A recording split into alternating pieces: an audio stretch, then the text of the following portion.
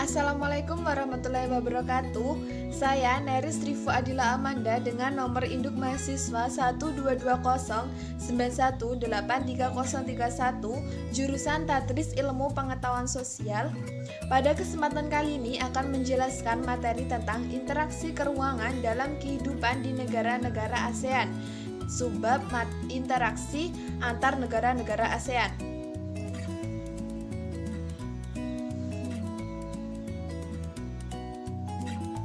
Dalam interaksi antar negara-negara ASEAN, saya akan menjelaskan 4 materi. Yang pertama ada pengertian, faktor, pendorong, dan penghambat kerjasama. Yang kedua ada bentuk-bentuk kerjasama dalam bidang sosial, politik, budaya, pendidikan, dan perkembangannya. Yang ketiga adalah pengaruh kerjasama bidang ekonomi, sosial, politik, budaya, dan pendidikan terhadap kehidupan di ASEAN. Dan yang keempat ada upaya-upaya meningkatkan kerjasama di negara ASEAN.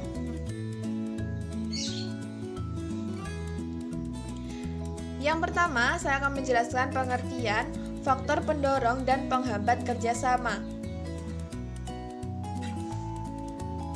Hubungan antar negara ASEAN semakin diperlukan seiring dengan munculnya berbagai macam kebutuhan yang berbeda-beda dari tiap negara anggota. Kebutuhan sosial, politik, ekonomi maupun bidang lainnya menuntut suatu negara untuk berperan aktif dengan melakukan kerjasama antar negara ataupun dengan dunia internasional. Organisasi internasional kemudian dibentuk guna mengatasi dan meminimalisasi masalah yang dapat ditimbulkan dari interaksi antar negara dalam berbagai bidang. Contohnya adalah dibentuknya ASEAN, yang merupakan salah satu organisasi internasional yang bersifat kawasan atau region. Sehingga dari sini dapat disimpulkan bahwa kerjasama adalah menjalin hubungan antara dua negara atau lebih demi mencapai suatu kesepakatan. Terdapat faktor pendorong dan penghambat dalam kerjasama, yaitu sebagai berikut. Faktor pendorong kerjasama yang pertama ada kesamaan dan perbedaan sumber daya alam, dan yang kedua ada kesamaan dan perbedaan wilayah berupa kondisi geografis. Sedangkan faktor penghambat dari kerjasama di kawasan ASEAN antara lain yang pertama adalah perbedaan ideologi. Faktanya saat ini hampir tidak ada negara ASEAN yang menutup diri dari kerjasama antar negara ASEAN. Yang kedua ada konflik dan peperangan. Kondisi konflik dan peperangan yang terjadi di dalam negeri maupun antara negara mengganggu stabilitas negaranya sehingga akan menghambat adanya kerjasama. Yang ketiga ada kebijakan protektif. Kebijakan protektif adalah kebijakan suatu negara yang menerapkan aturan yang bertujuan melindungi kepentingan dalam negeri dan meningkatkan daya saing. Yang keempat ada perbedaan kepentingan tiap negara.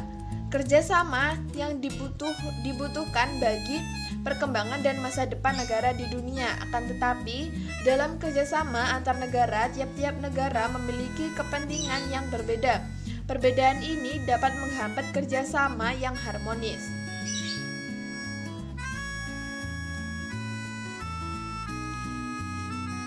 Selanjutnya, kita akan membahas bentuk-bentuk kerjasama dalam bidang sosial, politik, budaya, pendidikan, dan perkembangannya.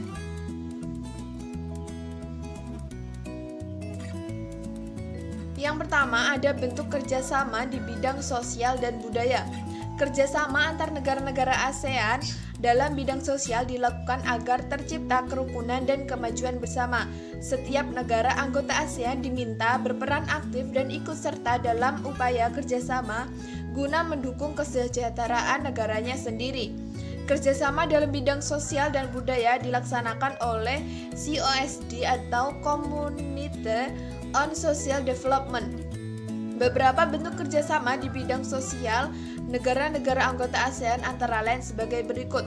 Yang pertama adalah pembangunan sosial menekankan kesejahteraan golongan berpendapatan rendah, perluasan kesempatan kerja dan pembayaran upah yang wajar. Yang kedua ada pengembangan sumber daya manusia. Yang ketiga ada peningkatan kesehatan berupa makanan dan juga obat-obatan. Yang keempat ada pertukaran budaya, seni, dan festival film ASEAN. Dan yang kelima adalah penandatangan ATA atau ASEAN Tourism Agreement.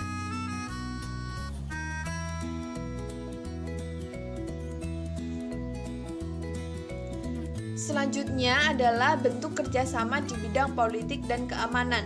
Kerjasama politik ini bertujuan untuk menciptakan keamanan, stabilitas, dan perdamaian di antara negara di ASEAN.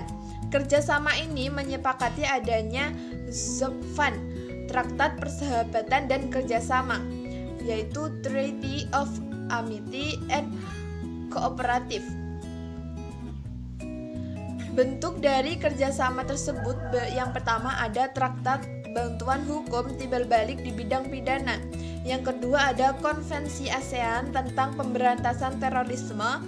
Yang ketiga ada Penyelesaian Sengketa Laut Cina Selatan. Dan yang keempat ada Pertemuan Para Menteri Pertahanan.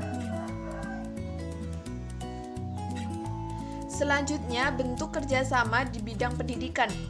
Kerjasama bilateral maupun multilateral di bidang pendidikan terus dilakukan oleh negara-negara ASEAN demi tercapainya tujuan meningkatkan kualitas pendidikan di Asia Tenggara dan meningkatnya daya saing internasional. Bentuk dari kerjasama negara-negara ASEAN dalam bidang pendidikan yang pertama adalah penawaran beasiswa pendidikan antar negara. Yang kedua adalah Olimpiade se-Asia Tenggara. Dan yang ketiga adalah ASEAN Council of Teacher Convention atau ACT yang dihadiri oleh para guru di negara-negara ASEAN.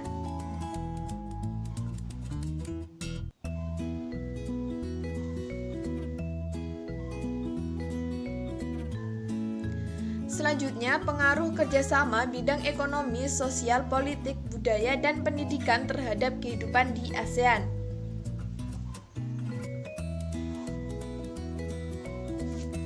Yang pertama, dalam bidang ekonomi berupa pembentukan pasar tunggal yang disebut MEA. Yang kedua, dalam bidang sosial, pada tahun 2015 negara-negara ASEAN menerima pengungsi manusia perahu dari Myanmar. Yang ketiga, ada dalam bidang budaya, yaitu diadakannya Festival Budaya ASEAN, Perkemahan Budaya Serumpun ASEAN, dan industri musik. Yang keempat, dalam bidang politik, yaitu menyelesaikan sengketa perbatasan wilayah, perlindungan pekerja imigran. Dan yang kelima, dalam bidang pendidikan, yaitu meningkatkan mutu pendidik, standarisasi pendidikan, dan sebagainya.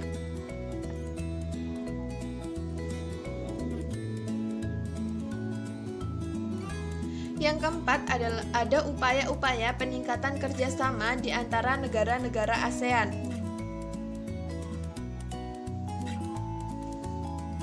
Upaya peningkatan kerjasama antar negara-negara ASEAN yang telah terbangun melalui 3 pilar ASEAN dalam rangka pembentukan masyarakat ASEAN tahun 2015 terus ditingkatkan. 3 pilar tersebut yaitu kerjasama dalam bidang politik, keamanan, ekonomi, dan sosial budaya. Peningkatan kerjasama tersebut memerlukan dorongan antara lain kekompakan, konsistensi, keterbukaan, rasa kekitaan atau we feeling, saling menghormati, dan kesetia kawanan sosial atau a caring and sharing community, serta dinamis dalam menjalani kerjasama.